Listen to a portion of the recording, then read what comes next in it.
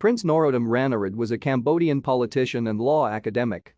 He was the second son of King Norodom Sihanouk of Cambodia and a half-brother of the current king, Norodom Sihamoni. Ranariddh was the president of FUNCINPEC, a Cambodian royalist party. He was also the first prime minister of Cambodia following the restoration of the monarchy, serving between 1993 and 1997, and subsequently as the president of the National Assembly between 1998 and 2006.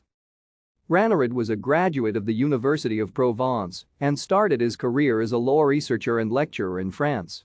In 1983, he joined FUNCINPEC and in 1986 became the chief of staff and commander-in-chief of Armée Nationale Sihanouk. Ranariddh became Secretary-General of FUNCINPEC in 1989 and its president in 1992.